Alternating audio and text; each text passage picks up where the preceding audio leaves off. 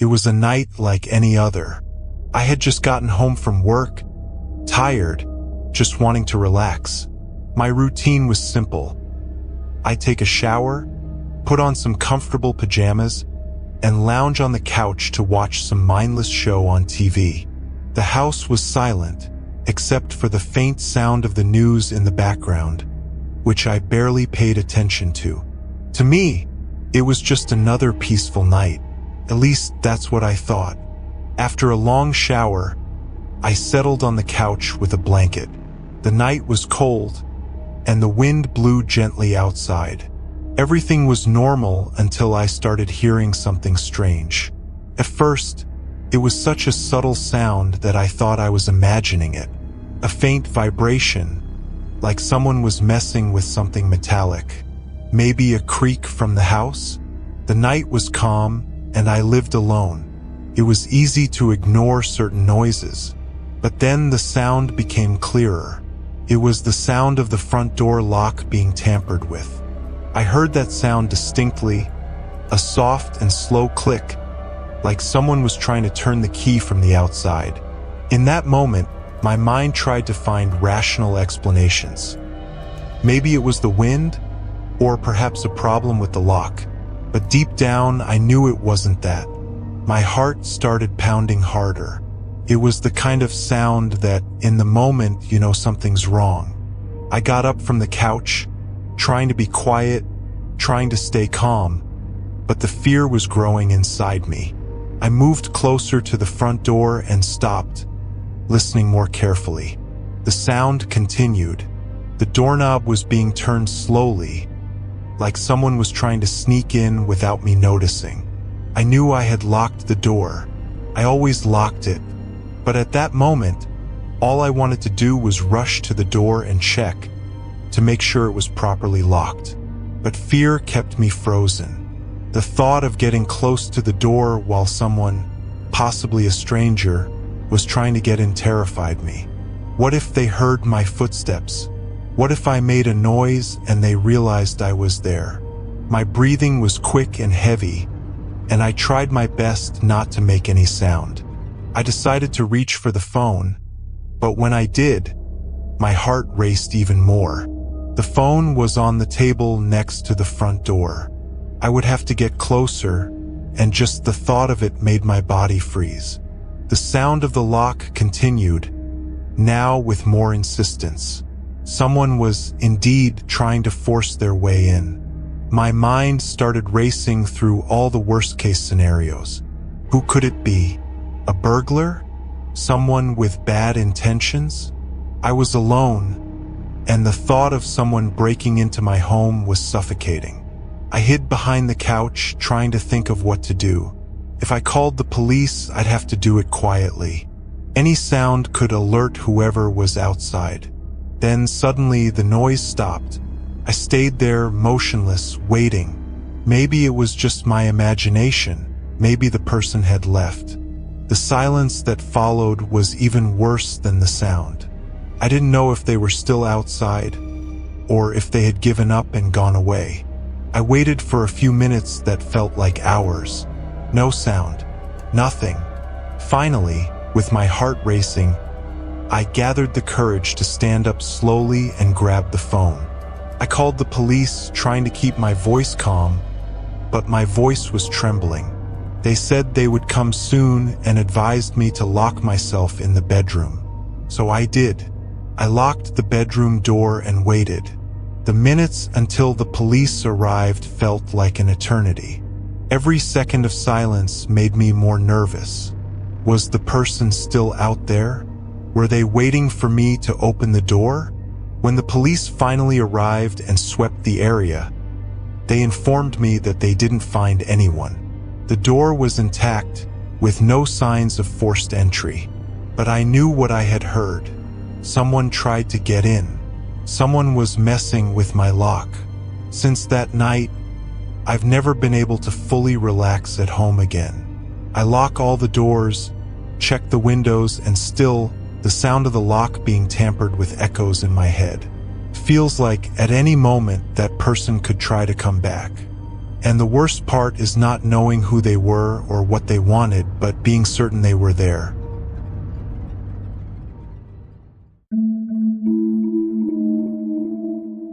It was a quiet night, one of those where you feel like nothing bad could happen. I had decided to spend the weekend alone at home. My husband was away on a business trip, and the idea of having the house all to myself seemed perfect. I made dinner, put on a movie, and settled on the couch with a glass of wine. The night was cool, and the living room window was open, letting the evening breeze flow in gently. The house was silent, and the only thing I could hear was the wind rustling the trees in the backyard. I had always liked the tranquility my house brought me. It was a quiet neighborhood, and the backyard was large with few external lights, so the darkness outside was almost complete.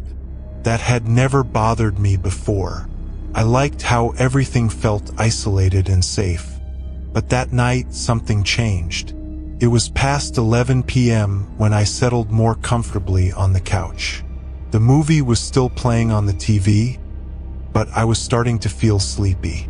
That's when, out of the corner of my eye, I noticed movement by the window.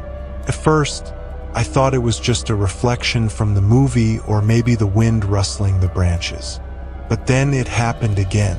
Something definitely moved. I slowly turned my head, trying not to appear alarmed, and looked directly at the window glass. My heart almost stopped. On the other side, in the middle of the darkness of the backyard, there was a man standing still. He was watching me. My first reaction was denial. I thought maybe it was just my imagination, maybe a shadow cast by the trees. But it wasn't. He was there, clearly visible, like a shadow outlined by the faint light coming from inside the house. I couldn't see his face clearly, but I knew he was looking straight at me. I was frozen on the couch, not knowing what to do. The man didn't move, he just stood there, watching me through the open window. I felt a chill run down my spine. It was as if he knew I had seen him, and he was waiting for my reaction. I wanted to get up and run, close the window, lock the doors, but fear kept me rooted in place. I took a deep breath and tried to think rationally. I needed to close the window. With my heart pounding, I stood up slowly, trying not to make any noise. The man was still there, unmoving. I grabbed the edge of the window and started to close it as slowly as possible, trying not to draw attention to what I was doing. As soon as the window clicked shut softly, the man took a step forward, still watching me. That was all it took for me to start running. I dashed to the back door and quickly locked it, then ran to the front door and did the same. My heart was racing, and my mind was filled with terrifying thoughts. Who was that man? What did he want? He seemed so calm, as if he had been there before, waiting for the right moment to appear. With trembling hands, I grabbed my phone and called the police. I tried to speak as calmly as I could, but my voice was weak and shaky. I explained what was happening, and they promised to send someone quickly. While I waited, I sat on the floor with my back against the living room door, trying to listen for any sound that might indicate he was still nearby. My whole body was on high alert. The minutes felt like hours, and the silence in the house was deafening. The only thing I could think was, what if he was already inside the house? What if he was waiting for me to let my guard down and then get me? My fear grew with every passing second, and I sat there, clutching the phone, waiting to hear any sign of the police. When they finally arrived, I ran to open the door, nearly crying with relief. The officers searched the backyard but found no one. The man had disappeared, as if he had never been there.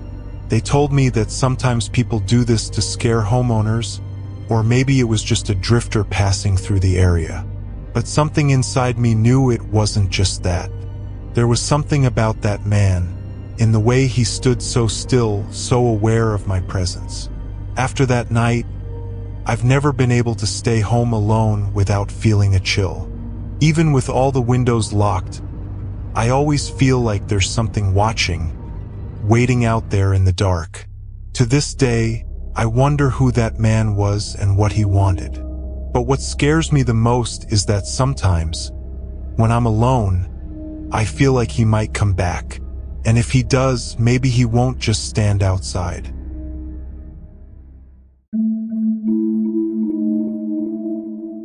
I have always felt safe in my home. It was one of those quiet neighborhoods, far from the hustle and bustle of the city, where everyone knew each other and the neighbors were friendly. My house was on a dead-end street, surrounded by tall trees with a large backyard that gave a sense of privacy. The darkness of the night never bothered me, and solitude was something I used to enjoy. That night, my husband was traveling for work, and I decided to enjoy having the house all to myself. It wasn't the first time I had been home alone, and to be honest, I even enjoyed these moments.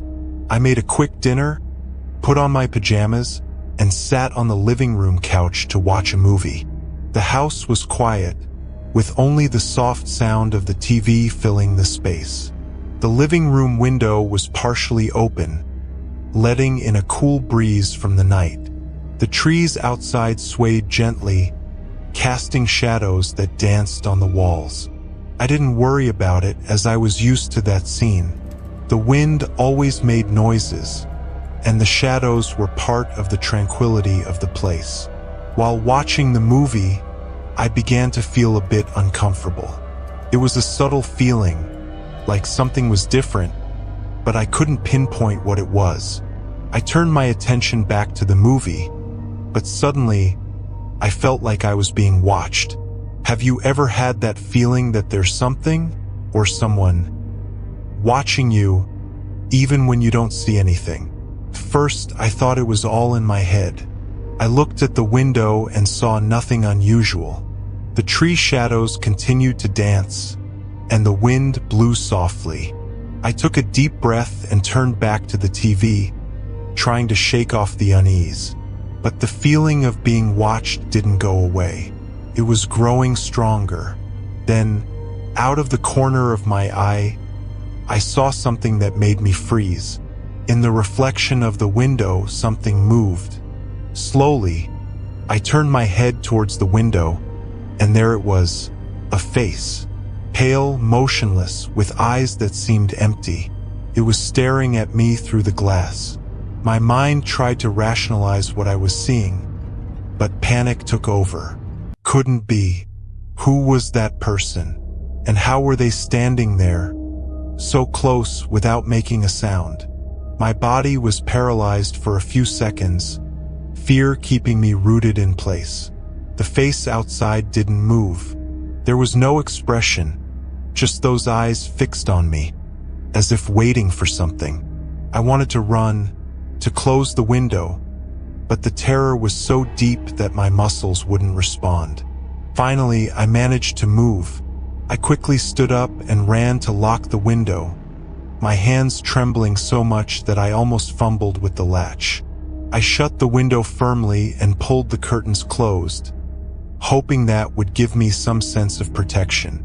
But the feeling that the face was still there, watching me, didn't go away. With my heart racing, I ran through the house, locking all the doors and windows. The silence in the house, which had once been comforting, now felt oppressive. Every little sound, no matter how small, made me jump. I couldn't stop thinking about that face, those fixed eyes. Who was he? How had someone gotten so close without me noticing? I grabbed my phone and called the police, trying to stay calm, but my voice was shaking. They told me they would send a patrol car to check the area and that I should stay inside with the doors locked until they arrived. The wait was terrible. I sat on the floor of the living room with my back against the wall, listening for any sound that might come from outside. The minutes felt like hours. The fear consumed me. I kept imagining that he was still out there, standing outside, just waiting. When the police finally arrived, they searched the yard and the area around the house. They didn't find anyone. The officers told me that sometimes drifters or strange people pass through remote neighborhoods to spy on houses, but I knew this was different. It wasn't just a curious passerby. There was something about that face, the way it stood there motionless, not caring about being seen. He was watching me in a way that made me feel exposed, vulnerable.